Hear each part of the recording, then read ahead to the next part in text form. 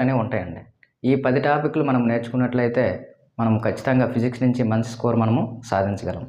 అది మొదటిగా ఏంటంటే కొలతలు, ప్రమాణాలు. మొదటగా కొలతలు, ప్రమాణాలు. రెండోది మన విశ్వం. మూడోది వచ్చేసప్పటికి యాంత్రిక శాస్త్రం.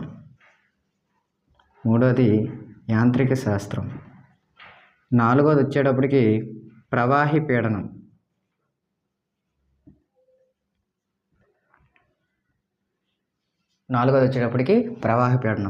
ఐదోది వచ్చేటప్పటికి కాంతి. ఆరోది వచ్చేటప్పటికి ధ్వని. ఏడోది వచ్చేటప్పటికి విద్యుత్. ఎనిమిదోది వచ్చేటప్పటికి అయస్కాంతం. తొమ్మిదోది వచ్చేటప్పటికి ఉష్ణం. పదోది వచ్చేటప్పటికి ఆధునిక భౌతిక శాస్త్రం.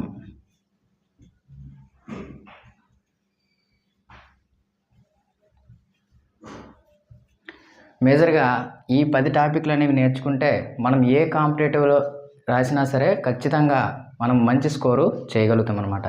ముఖ్యంగా ఆర్ఆర్బి గ్రూప్ డికి సంబంధించి మిత్రులారా, ఎక్కువగా ఈ 10 టాపిక్లో నుంచి ముఖ్యంగా చూడండి, ఎక్కువగా దేంట్లో ఎక్కువ వస్తుందంటే కాంతి అనే లెసన్ నుంచి, అదేవిధంగా ధ్వని అనే లెసన్ నుంచి, అదేవిధంగా యాంత్రిక శాస్త్రం అనేటువంటి లెసన్ నుంచి, విద్యుత్ అనే లెసన్ నుంచి ఖచ్చితంగా మనం 100% నేర్చుకుని వెళ్ళినట్లయితే ఎక్కువ స్కోరు ఈ 4 టాపిక్ల నుంచే మనకు రావడం జరుగుతుంది మిత్రులారా.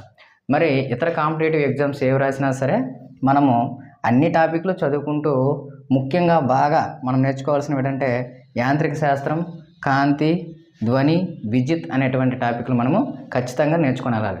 మరి గత ప్రీవియస్ గ్రూప్ డి పేపర్లు విశ్లేషించినట్లయితే కాంతి నుంచి చూడండమ్మా, కాంతి నుంచి ఖచ్చితంగా మనకి 3 నుంచి 5 ప్రశ్నలు అనేవి ఖచ్చితంగా ఇవ్వడం అనేది జరుగుతుంది. ఎందుకంటే నేను గత చాలా సంవత్సరాల నుంచి కాంపిటేటివ్ రంగంలో ఉన్నాను కాబట్టి ప్రీవియస్ పేపర్లు విశ్లేషిస్తే ఇందులోన గ్రూప్ డికి సంబంధించి 3 నుంచి 5 ప్రశ్నలు రావడం అనేది జరుగుతుంది.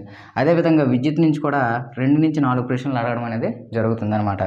అదేవిధంగా మనకి యాంత్రిక శాస్త్రం వచ్చేటప్పటికి 1 నుంచి 2 బిట్లు అనేవి ఖచ్చితంగా ఇస్తున్నాడు అనమాట. సో ఎక్కువగా మనకేంటంటే ఈ యాంత్రిక శాస్త్రం నుంచి కానీ, ఈ కాంతి నుంచి కానీ, ఈ ధ్వని నుంచి కానీ, అదేవిధంగా విద్యుత్ నుంచి కానీ ప్రాబ్లమెటిక్ ఎక్కువగా అడగడానికి అవకాశం ఉంటుంది అనమాట. ప్రాబ్లమెటిక్ ఎక్కువ అడుగుతున్నాడు కాబట్టి మనము ఈ 4 టాపిక్లు